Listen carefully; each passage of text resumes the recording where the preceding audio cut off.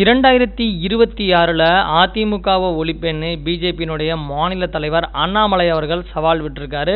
அதுக்கு பதிலடி தரும் விதமாக அதிமுகவினுடைய பொதுச் செயலாளர் எடப்பாடி பழனிசாமி அவர்கள் என்ன சொல்லியிருக்காருன்னா, 1998 நாடாளுமன்ற தேர்தலில் அதிமுகவோட கூட்டணியில் இருந்ததுனால தான் பிஜேபி என்ற கட்சியை அடையாளம் காட்டினதே அதிமுக தாங்க. ஏன்னா கிராமத்துலலாம் போய் இது தாமரை சின்னம்னு அதிமுகவால் தான் பிஜேபி அடையாளமாச்சு.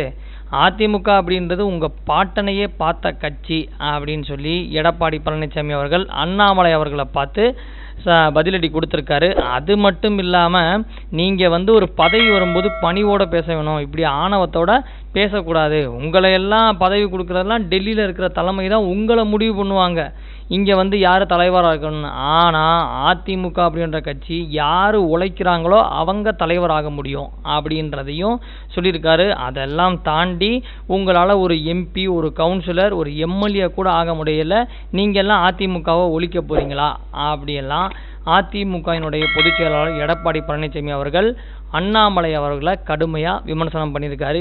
எப்போ அதிமுகவும் பிஜேபியும் பிரிஞ்சதோ அன்னைக்கு இருந்தே அண்ணாமலை அவர்களும் கடுமையாக அதிமுகவை விமர்சிக்க ஆரம்பிச்சிட்டாரு. அதே போல் கொஞ்ச நாள் சும்மா இருந்தார் எடப்பாடி பழனிசாமி அவர்கள். இப்போ மறுபடியும் அண்ணாமலை அவர்களை கடுமையாக விமர்சனம் பண்ணுறாரு.